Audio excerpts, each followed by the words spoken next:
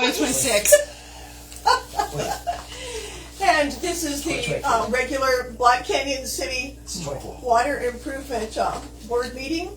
We are starting late. It is 17:25.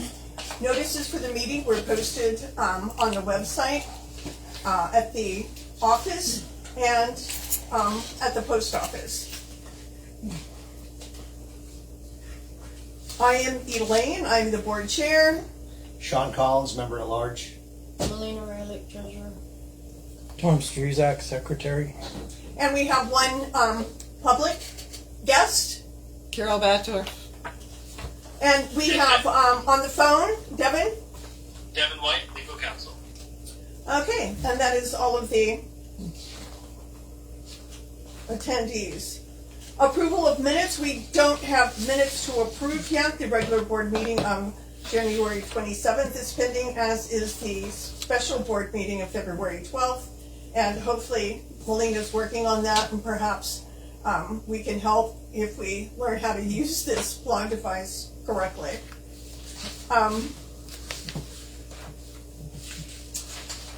Chair's report, activities for last month. I want to update everyone on the part-time utility clerk position and how that's going.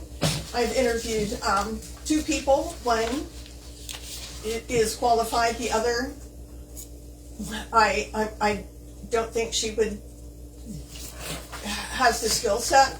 And then I have another one that I will be interviewing on Thursday, and her resume looks really great. There were a number of resumes submitted for the position. Unfortunately, out of the 10 or so, only 3 had any of the qualifications that we were looking for. So the other thing with this board clerk position is that, with this utility clerk position, is that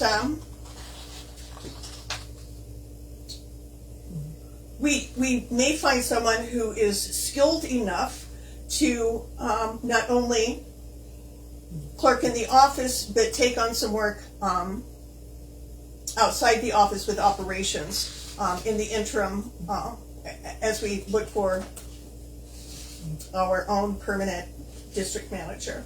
Anyhow, all of that is not on the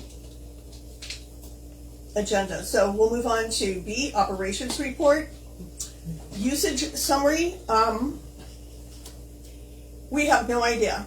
I'm sure that Julie could share how many gallons of water we billed for, but to know what the output was is a mystery, because we do not have meters on the wells.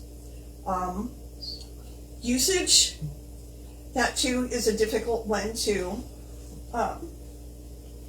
address, because we're having such issues with meters and meter reads. So, but we do have well levels from January 18th and February 20th. As you'll notice, from January to February, there was some drop in the levels. Big John went from 34.6 to 24.7, which is like 10 feet, which is pretty substantial. And GOA dropped about 10 feet, as did Oasis. So it's odd that the drop is pretty close to 10 feet on each one. Is that, so we just need to keep an eye on those. Other operational managers, general managers report. Jerry is not here, and nor is anyone from operations. But Derek, can I briefly address the meter billing remediation plan on behalf of the GM? Or in lieu of? Devin? Devin or Derek? Yeah, I'm sorry. You said Derek. Sorry. Devin. Devin, can I review the meter billing remediation plan, since Derek nor Jerry are here? I'm looking at your agenda right now. Yeah, you've agendized for it, and so you're giving it instead of Jerry. Correct. Yeah, I think that's okay. Okay, thank you. So today, Julie and I worked with Jimmy with Enhance, and we've not gotten any definitive answers as to why the meter reads are so off. We have had a number of comments, and as Jimmy with Enhance and I, and as you know, we sent the read sheets and to a third party to review and try to assess some of the issues.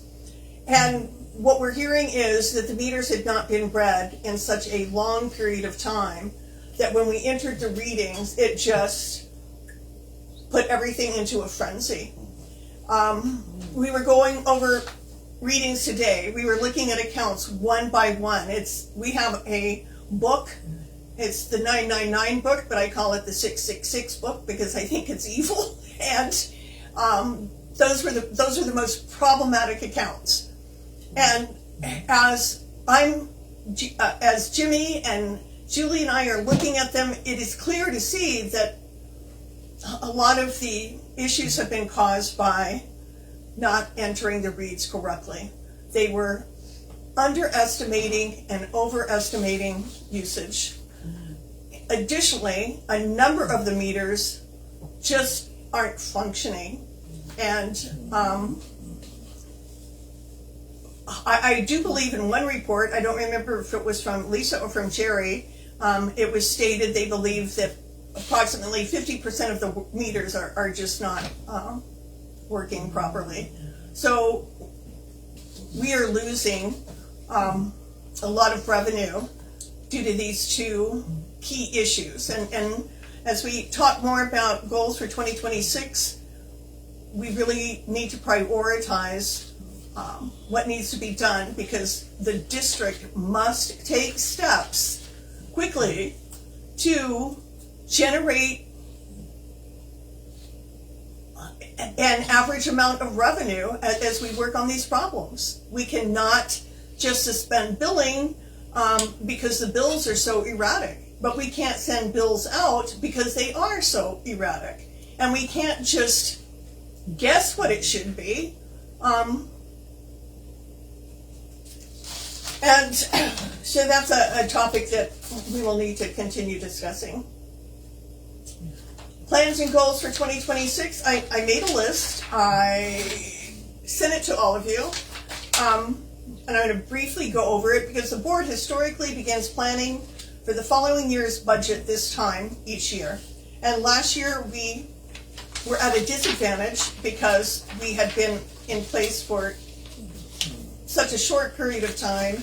We really didn't know what to look at, and we didn't have any accurate data. So now we're looking at the budget for 26-27. And we need to know how much we should expect to spend for infrastructure maintenance just this year, and improvements in all other anticipated expenses, but we have to prioritize it. And we also need to look at where we can find grants or where we can do things to get support and helping us with these expenses. So RCAC is going to have the rate assessment completed on March 2nd, 2026. And we need to, once we see what that is, we need to schedule a meeting so that we can let the owner users know, because we need to address our rates soon. Tom and I were discussing that the rates have only been raised twice. And how long apart were those in years, Tom? I went back to 2022. We had a rate increase. I don't know. I didn't note it actually. I just sent it That's to you. okay. Just It was like what, $1, on the base rate, and then what they did in 2024 was $7 on the base rate. but that was to pay WET's increased Yeah, that's pay basically request. Yeah, that was So it. $6 of that went to WET, and Yeah. $1 went to capital improvement funds. So we increased the capital improvement fund account by about $870 a month, which is nothing. So when you look at the rate increases the district has had over the last several years, it's been insignificant, and it certainly has not been enough to make a dent in the repairs and the maintenance and the upkeep that the district requires. And then to not even know how much water we're generating and how much water we're selling, it's very difficult to get a clear picture of how to budget and what our revenue really is. And we have got to tackle these issues this year, right now. And the rate increase is going to be significant. There's no point in beating around the Elaine, bush. your drink is so on the edge there. Just, I know, I've been just, jealous. you know, yeah, no, and we didn't do anything last year. No. You know, and we're falling way behind. Well, that's because we were waiting for the rate assessment. We didn't want to Yeah. throw a dart and say, oh, we'll raise it by $5 or $10. We wanted to Which take a probably realistic would have been, look. you know, So we have had a thorough assessment of the district from RCAC, from Arizona Rural Water. We have things are documented, so we have a And we were pretty up- good yeah. picture of all the things that need to be repaired at the district, right, and it's which is- substantial. Yeah, and we were really hoping to have this back in August, I think, you know. But And because whatever, of you know, yeah. staff changes with RCAC, Yeah. but things are late. It's unfortunate, you know. And, But- you know, it just, It's unfortunate, but we can move forward and Right. it'll be okay. mhm. So Linda taught with ADEQ. We need to find out what the status is of the PER funding, and that's for the preliminary engineering report. Right. We need to get that done. So Jerry, nothing from Jerry on that one. I've asked for Updates, updates on or- everything, and I'm yeah. hoping that those updates are provided sometime by March 2nd. Right. So the WIFA resubmittal loan for well meters, I don't know if that's been submitted. I don't know if it's been signed. I don't know what the status of that is, but we really need to look at that, because whatever direction we go, we need to either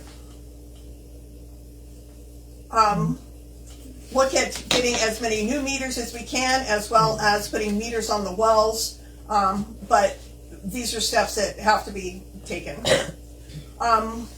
Natalie sent me an email today, and I think the WIFA reimbursement number 2 is somewhere around $40,000. Some of the invoices may not be applicable to that WIFA reimbursement request. So hopefully maybe that will be done soon. And we have a list of other things like repair, rebuilding, or replacement of 4 altitude valves on the water tanks. All of the pumps, wells, and booster pumps in the system need replacement or major repair. Electrical panels in the system are dangerous and need to be updated or replaced to ensure that they can use the pumps, treatment, and other electrical components in the system. And then 3 single phase in and 3 phase out VFDs have been ordered. I'm not sure what the cost of those are. And I don't know the status of the project. So, and then meter replacement. We have to, I think now we have a much better idea of the meters that need to be replaced based on all the data that we've collected, all the rereads, all of the, so I think we can, Hopefully get that loan. yes, the $200,000 National Rural Water Association loan. Right. And That might do about 400 meters at $500 each. Somewhere in that area. that depends, because we have to consider what it costs to replace each meter, which is $85 to $100. We also have to look at how much would it cost to replace the well meters with that. Could we do all of the well meters and then get fewer? We're hoping to do the well meters maybe through the WIFA loan for the resubmittal. Tom? The whole WIFA thing could take an extended period of time. So, if we use any of the money from the NRWA loan, any of that $200,000 for Right. the meters for WIFA, when that WIFA loan is approved, the chances are, I can't say 100%, but based on my understanding of how WIFA works, we could submit an invoice for those meter wells if Right. WIFA approves reallocating those funds for well meters. Right, and it does seem more critical to get the wellhead meters. Both know are what our- both are critical, Right, but the wellhead meters tells us what really is going out, correct? so that's, But we don't. It's also critical to be able to know how much water we're selling, of and course. to be able to adequately bill for the water that is being sold, and we can't do that either Right, so maybe because that's we're, our income. maybe we're down to like 100 some odd meters with the wellhead meters. You know what? That's a discussion for a later time. We are not going to go into all of that detail right now. I'm just bringing these out as food for thought. Right, We need to think about this and then address each matter as it comes to light, if you will. right, so can I ask, were the meters about $400 each? I think a little bit more than that. A little bit more, and then the installation is Correct. another 100. So 85 to 100, somewhere in the area of about 500 per meter. probably. Right, so then, and if that was 200,000, then you'd be looking at maybe 400 meters. But like you said, That's not a we topic need for to get to discussion, the- please. Let's move on and look at variable frequency drives. And these are important, and I know that Jerry explained it. And it's 3 single phase in, 3 phase out units. They've been ordered. I don't know if they've been delivered or when they're going to be installed.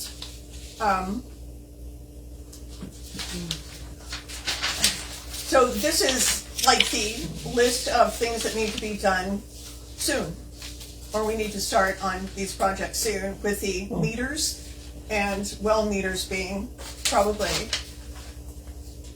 You sent this, didn't a you? priority. What? I think you sent this. Yes, right? I did. Yeah.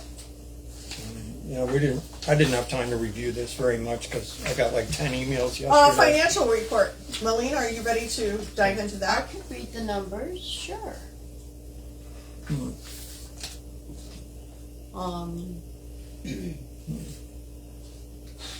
Balance as of January 31st was $244,288. In the arsenic sinking account,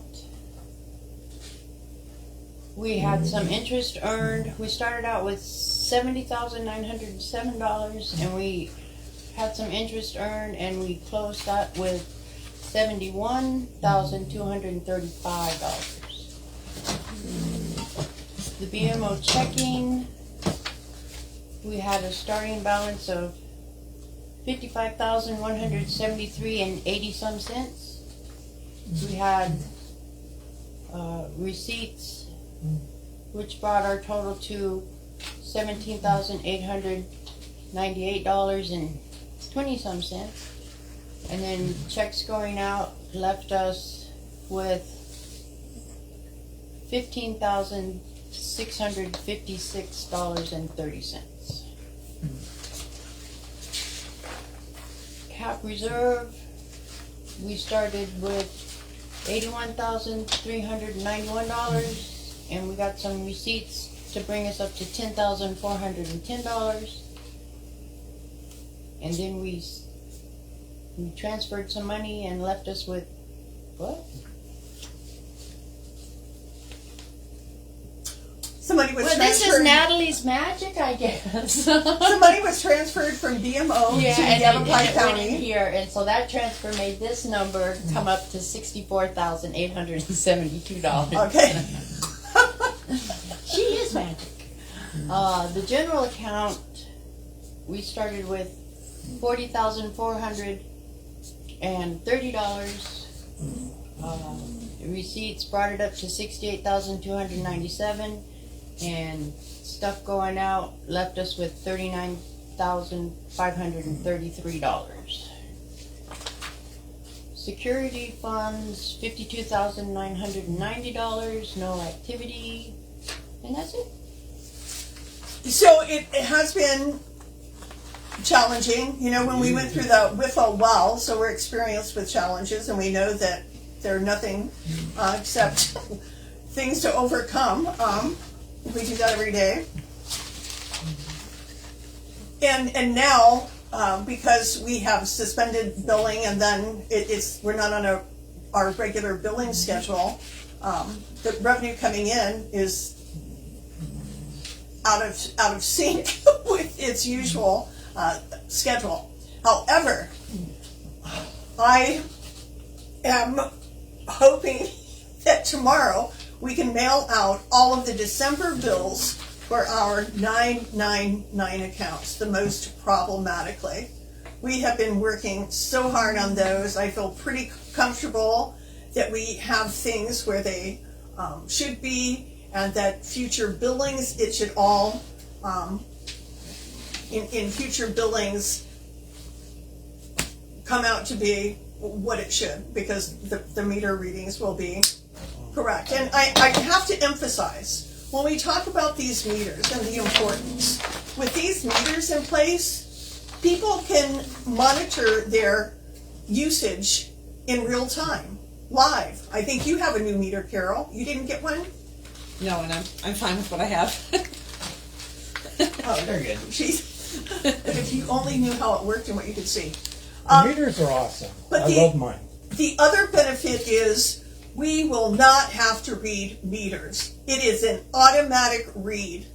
And all we have to do is import and export files, and the reads are right there. Every day we could run bills and know exactly how much everybody was using. So these meters are going to ensure better accuracy, better ease. Detect leaks. It is a must do. And I think we are going to see an increase in our revenue just based on having meters that function and that don't have to have a person, a human who makes mistakes, to go out and read them. So, Love to have the meters. all on board for new meters. So we're going down to new business. A, discussion of possible action regarding operations report. Discussion of possible action regarding the GM's reports.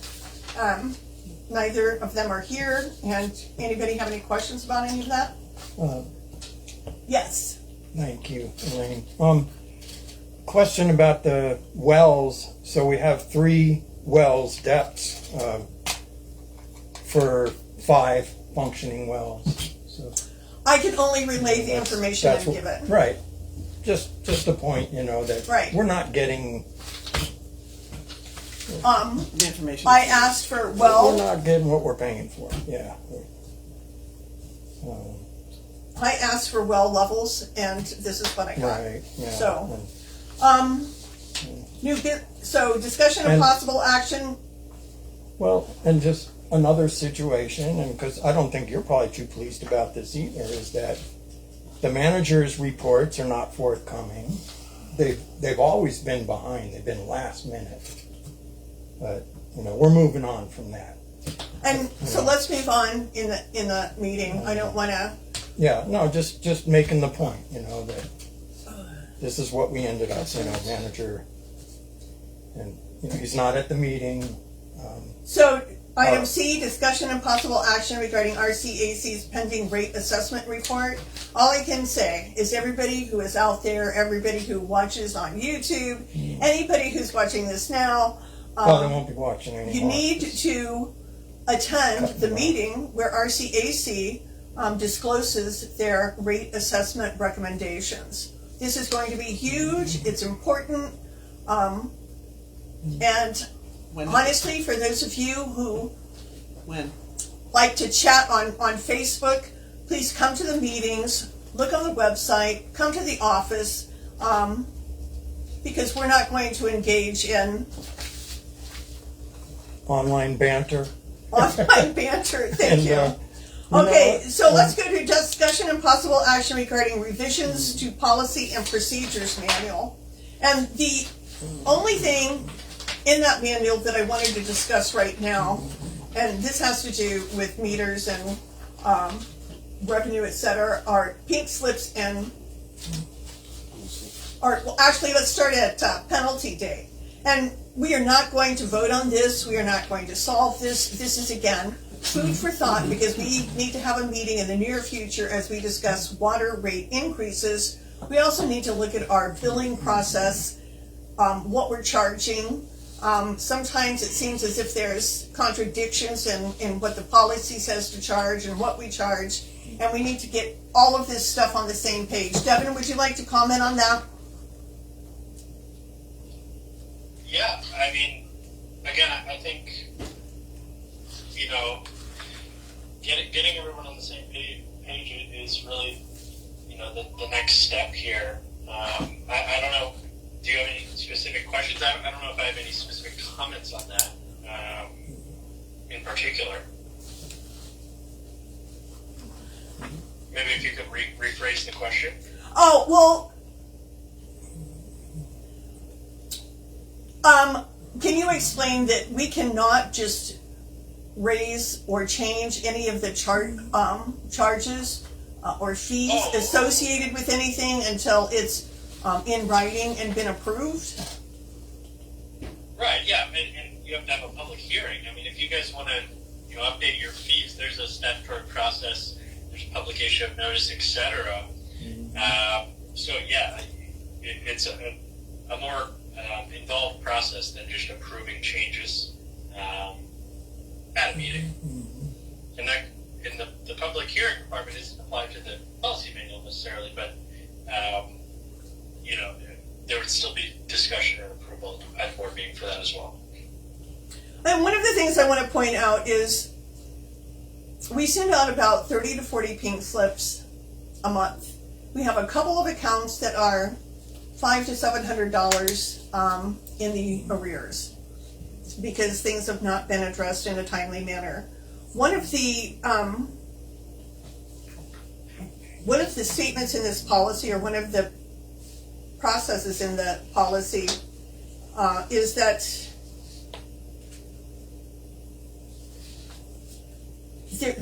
there's a 4-month lag time between getting a notice that you're behind in your payments and a disconnection.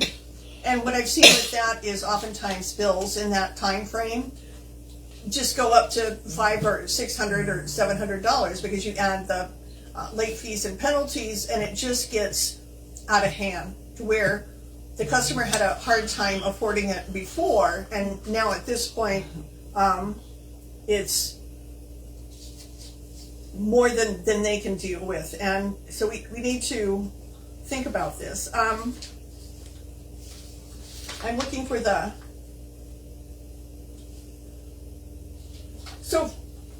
so after the 15th of the month, an accounts receivable report is printed, and we look at the balances in the 30-day column.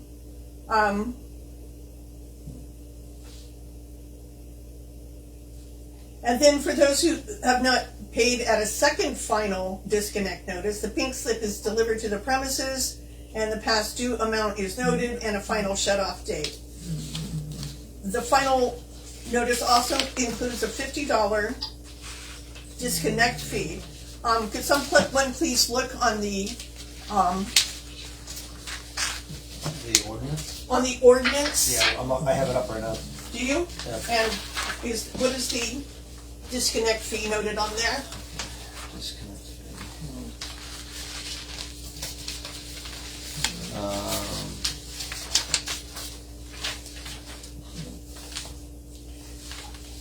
Let's see the schedule. Is it on the third page?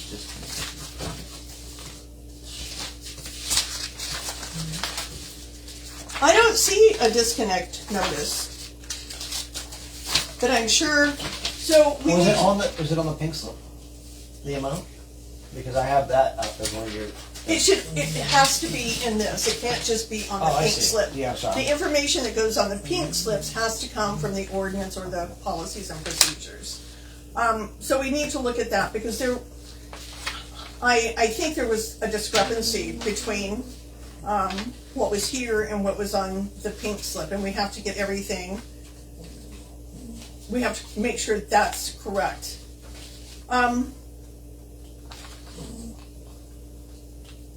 So there's just the turn-on fee after non-payment, $100. Right, and so, but it says 50 here. Is that, But I am I already- reading that correctly? I got 100 on here. Put it on the bottom. But on page 8 of 11 of the Policies and Procedures Manual dated 5/24/2016, it says, Oh, here we go. Water turn on following non-payment. 100. it says, for those that have still not paid a second final disconnect notice, pink slip is delivered to the premises and again indicating the past due amount, the total amount due, and a final shut-off date. The final notice also includes the disconnect charge of $50 that will be added to the account with the entire amount due to restate the service. But then we also have a fee for turning the water back on. Right. So, Wow. Makes sense because it could be a different person turning it on. we need to, I'm pointing this out because these are things that we need to take a close look at and decide where we need to make these changes. And this is something that needs to be done sooner than later as well. So when a meter is shut off for non-payment, the customer still receives a monthly bill showing the total amount due.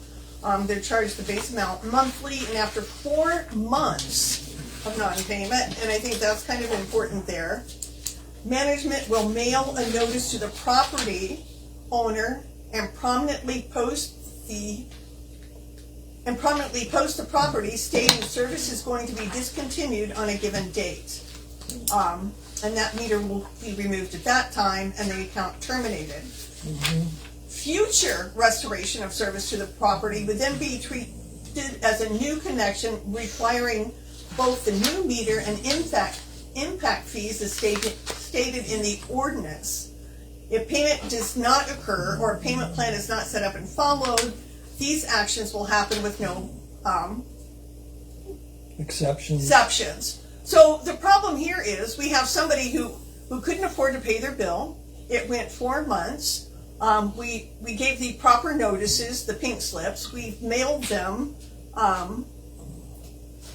a certified document, and they have not paid, and the meter was removed. So what this means is that homeowner, and you know, many of them are homeowners, some are renters, or the property owner, they're going to have to pay $3,500 to have that meter put back in. I think we really need to look at that. I think the meter should stay in and just turn it off. And sometimes people are pretty good at getting them turned back on. But I'm really going to ask that we all consider if that $3,500 is a reasonable amount just to put somebody's meter back in who could not afford to pay the bill to begin with. Yeah. Absolutely not. That's the biggest gripe I get from people around town, is that specific one. And it causes angst when I look at, yeah, I totally get that. Yeah. Now, if we have a new property, a property that has not been developed, a property with new service, then those fees totally make sense. And Devin, didn't we, maybe it was Bill, we had a long conversation about whose responsibility it was to install new service. We are only responsible from the box, at the box. The customer has to pay to have the pipe. Right. Do you remember that? That was not me. That might have been Bill, like you mentioned, but I think that's generally accurate. It was, the lateral line, we call it off the main, was generally the property owner's responsibility. So we need to take a really careful look at this. For new service, with all it takes to get in a new meter and that, I can totally understand $3,500. I think it would be a good idea if we all, and I know everybody will go to Mayor because that's the closest one, but don't forget that there are other rural communities, Strawberry Pine, I think Prescott Valley, although they're no longer. Devin, where are some other rural water communities at? Well, there's some up in Prescott. I mean, a newly formed district, Mountain Club. I mean, there's Highland Pines right near where I live. And those are kind of some small ones up here. People pick a couple of websites to go to of other rural community water districts and see what their fees are. We can always learn things from other districts, and maybe things we don't want to do, but some things that may benefit us. Because we need to really put some effort into making our policies and procedures reasonable and not overburdensome to those who don't deserve it.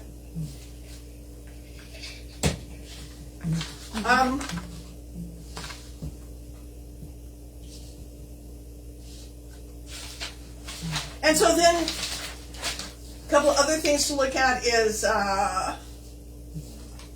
can I see some of the other fees? Possibly the fees. I have it on here. Sorry. I see yours because you have the paper one. One of the This is mine, remember? oh sorry, there's another one there.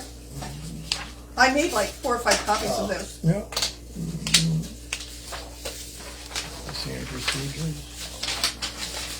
No, we don't want that. You didn't have- Application fee or transfer There it fee. is.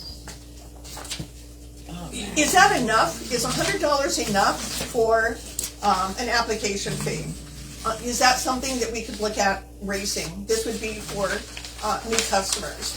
And when I look at transfer fee, Majorly. what I interpreted that as, if you look on further on in this ordinance, it was approving the transfer of These are all the same. water meter, if you will, into another owner user's But I had the name, ordinance. or I don't know where. allowing a transfer to occur for $100. So application fee, security deposit, are those enough?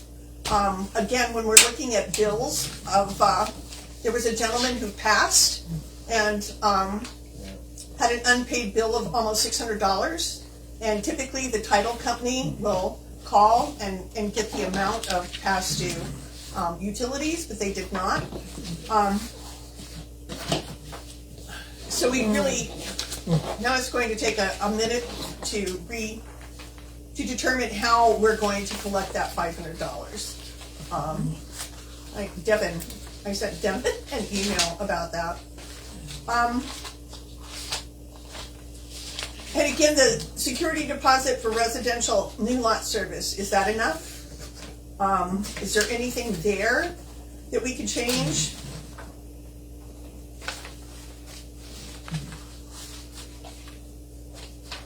So the total required for turn-on is $200. And I am having a new application for water services made. PostNet has it. Because on ours it had 100 for the security and 100 for the application, and then there was 50 for some kind of a title fee, which is not applicable for new service. And commercial services, are we charging enough for application for commercial services? I mean, we have to look at Yeah, yes. businesses and such that could be moving and look at other districts, and are they charging more or less for commercial versus residential? Typically, commercial fees are more. Yeah. Yeah, Um, there's room for, rate, tiered rate. Room for tiered rate, there's impact fee. It's 12,000 in Mayor. Someone wants to move in and Mayor is a Yeah. totally different. I'm just I know. just saying, But- we could go up a pretty good little bit on that, But let's compare apples to apples. Mayor has circumstances that other districts have Well, experienced. we all have different, we all Right. have different, but I think that we could, that could be something that we definitely could look at.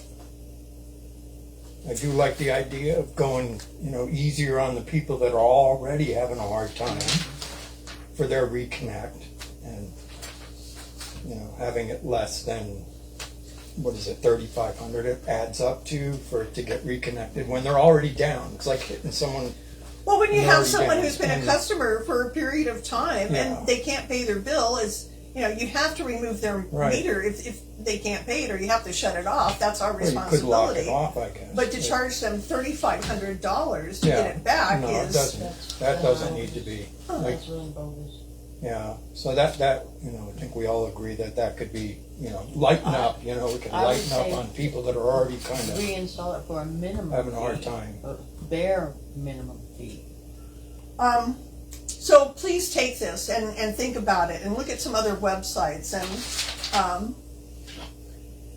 when we gather again to start talking about how much we're going to raise rates, how much we need to raise rates, and how much the fees that we can change on here, and making sure the policies and procedures that we're giving to people are accurate and actually reflect policies and procedures without any discrepancies. And that our rate schedule is reasonable, and that our disconnect notice and how we let people know. Do we want them to go 4 months, or should it be less? Is there an amount that we should be looking at that's unpaid? When we should, it has to be the same time frame, and everybody has to be treated the same when it comes to disconnecting them. But we need to make sure our policies and procedures and such reflect the best interest not only of the district but the people we're serving. Are we doing anybody any favors if we let their bill get to $800 and then suddenly go and pull it because one day we said enough is enough? I don't think that's okay either. And it needs to be carried out consistently, and I don't think that that's been the case. And we need to look at, do we want people just to be able to transfer the meter or their service over to someone when they take over a building? I think we perhaps want to consider that everybody should fill out a new application, and everybody should put down a deposit, and that the deposit goes back to the person whose property is being taken over, be it lease or purchase. That's what I seem to recall, having done a lot of that when I transferred from the original owner of the property 20-some years ago, that it was, you still put in your deposit, you still, you weren't just getting handed over okay, now I'll pay the bills, it was. One of the things we really need to work on are the files in the office. Some files, the customer, there's no phone number, there's no contact information, the application is way outdated. So we need to go through each of the files, which is something that the board members could help, and to organize them and make sure everything is in order, and that we have current information, and that it's accurate, and that if we need to call a property owner, we actually have a phone number. I think one of the other things that we're looking at, okay, so F, discussion of possible action regarding Goofy Foot additions to website. Goofy Foot, very inexpensive. They're going to post downloadable documents. So we can put the application new service on the website, we can put the instructions on how to use your new smart meter, we can put address update, we can put whatever we want that people would benefit from being able to download and print versus having to come to the office and fill all this paperwork out. They can do it before they got there. It's too expensive and it's not worth having them be able to fill it out online and return it. But this is great. I think people are really going to appreciate. So what is the difference between that and just somebody printing a PDF that's already on the website? Because that's what we put on the website is printable. Everything is printable because it has to be Americans with Disabilities Act compliant. Correct. And I'm not going to go into that because we've got 20 minutes left. I would suggest Right. you go to some of the different water districts' websites, and what you see is that there is one section where it's like forms, and you can go to the forms and you see application for new service, print it. You go to. We can do that. We can make a page on the website. It's different, Tom. You have you seen a goofy foot? I don't think. No, I have you haven't seen seen one? a goofy foot. Have you seen a click this button and down and print? You print any form you want, Okay, basically Tom. on the internet. I'm not. That's not the. Have you actually seen one? No. Okay, so I'm going to ask that you just please go to Mirror and look at their forms and see how different it is and how convenient it is, and people don't have to look to find a document and this massive documents that we have posted. So you're going to have a separate page, basically, section. Again, I'm just going to ask, please. This is just a All right. discussion. So how much is this It's $300, $350. a year? No. At one time? No, for 5 hours, and it takes very little 5 time hours. to It's a one-time fee. one time. Oh. Yes. Well, why not? You know, I mean, It's gonna make you it got sound nothing but money. What? That's not much. Again, when customers call and we have to tell them, we'll come in and you have to fill out all of these documents, and it tells you what you need to bring, et cetera, et cetera. Now they can just go, click, print, fill it out, drop it off. In some instances, they could even put it in the drop box. This is making less work for the office and making it easier for the customers. You really just have to experience. So please take a look. I know Mayor has something similar. So discussion and possible action regarding plans, goals, priorities for 2026. G, we actually already did a lot of that. And H, discussion and possible action regarding meter reads and billing. And I think I need to make it really clear that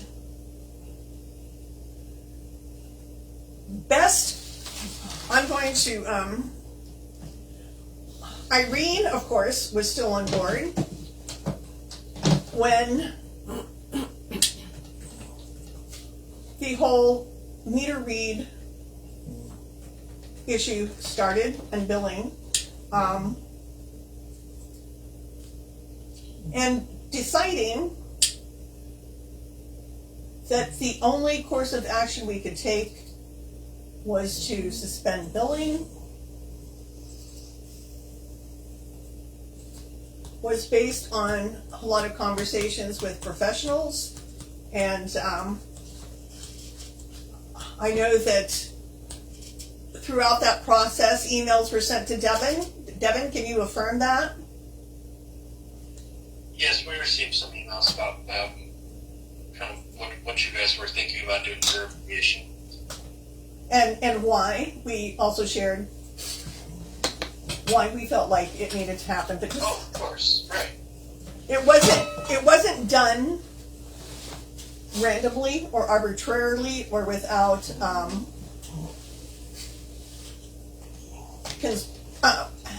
consulting and discussion and thought. And in just a second, I want to read what the best practices are. We'll be done on time for once. Can you believe it, guys? Yes.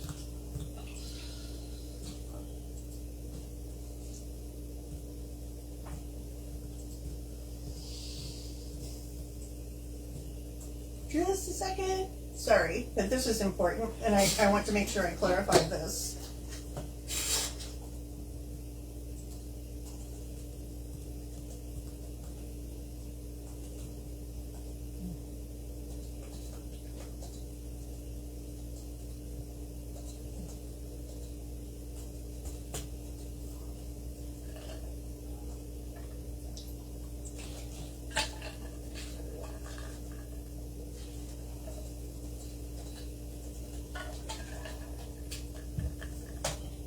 That's pretty good. Pardon? You type good. Oh, well.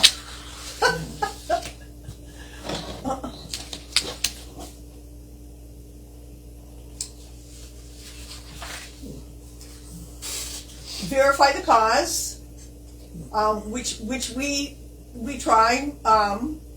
Looking at all the numbers, I don't know how many times these meter reads were entered, and every time the reads were entered, I circled the numbers that were being entered so we could look at any point and see if it was the digits that were causing all of causing the issues.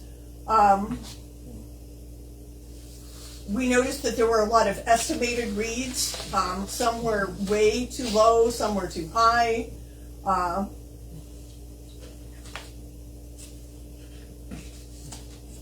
We went out and reread many of the meters. We took pictures of some of them.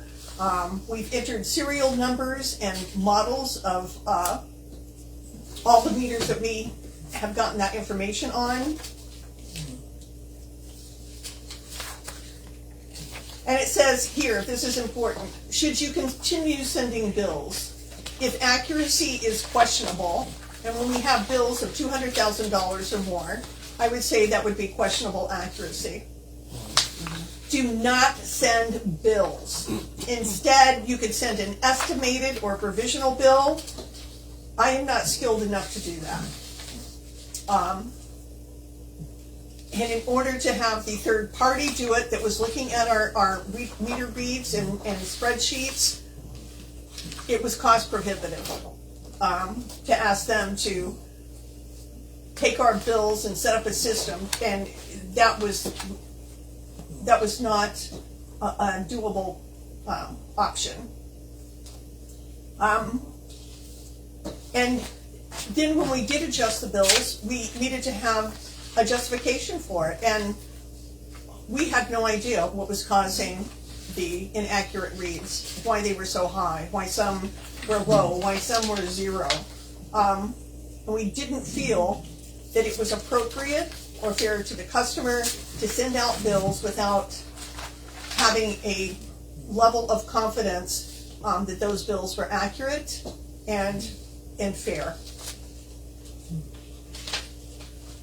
And it says temporarily delay billing if it's widespread, and this is acceptable when data integrity is compromised, major meter program in progress, and the district cannot ensure accuracy. And it's do not delay indefinitely, which we have not. We did delay the 999 book for a longer period of time because those were extremely out of bounds. And we're documenting everything. We've had the third party look at them. I have sent spreadsheets to everyone involved so everybody gets the same information. We've only made adjustments with supervision. With Jimmy, we've not made any financial adjustments. It's always been in usage. I want to be very clear with that. And notes on all of the adjustments have been made. And we're trying to communicate what we're doing and all of the steps with all of the owner users.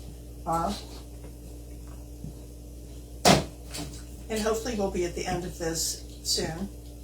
This will be the third month, and it was projected that it would take at least 3 months to work out 25 years of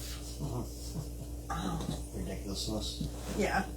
And you know, the owner users need to understand that as well. We are dealing with 25 years of meters not being read, and I can go back and look at the meeting minutes and find where it was stated by the old board and owner users that there were issues with the meters being read. And I don't know how many people have come in the office to pay their bill and said, they finally read my meter. Just the other day, I was out and somebody stopped me and said, oh my gosh, I saw them reading my meter for the first time ever.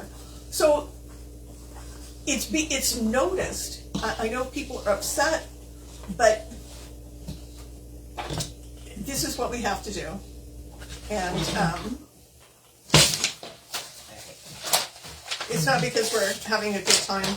It's because the owner users need to know that the bills they're getting are accurate. I was just looking at something. Okay, public call. Anybody? Questions? Forgot what? I what? I transitioned to hourly.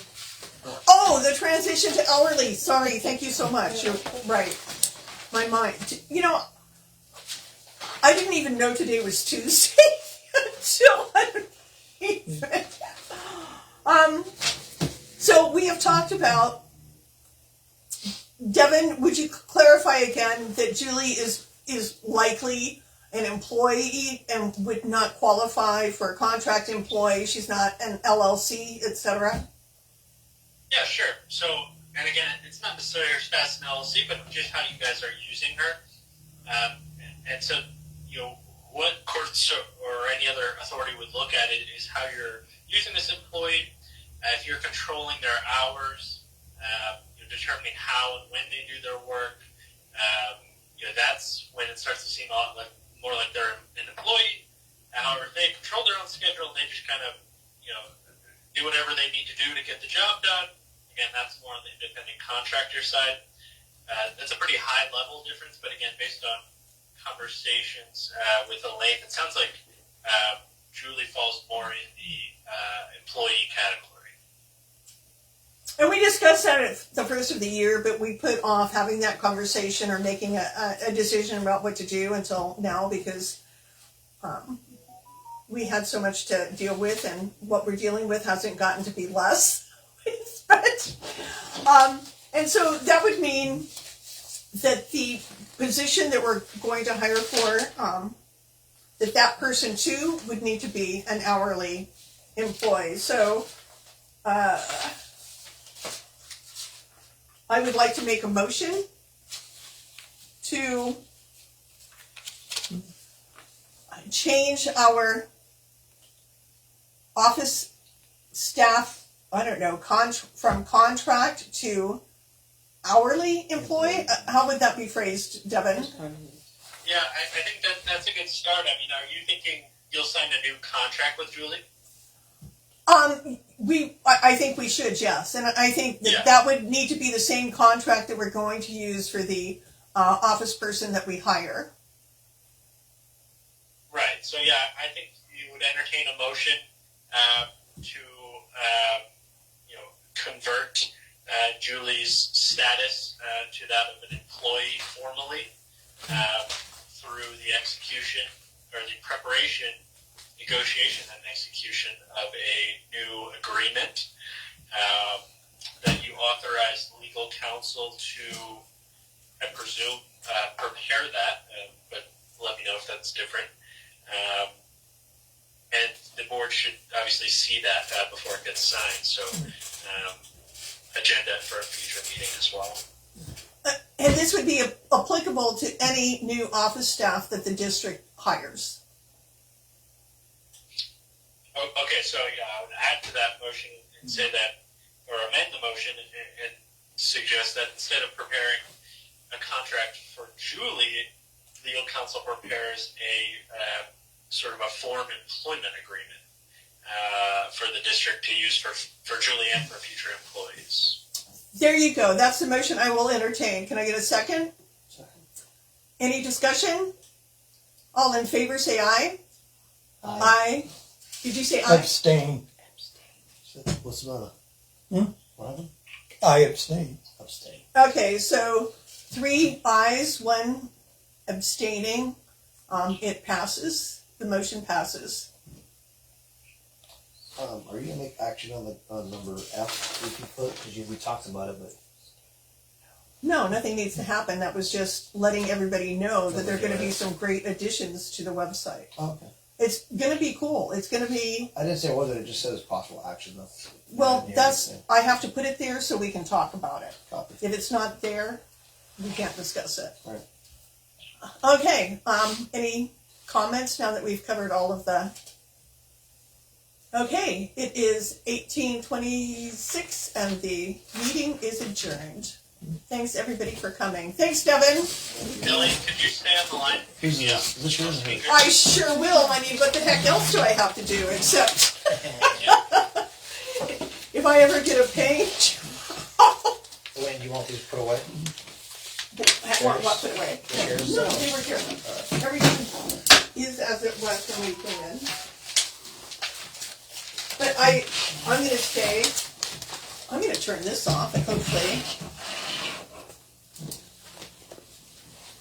So we're all gonna hope that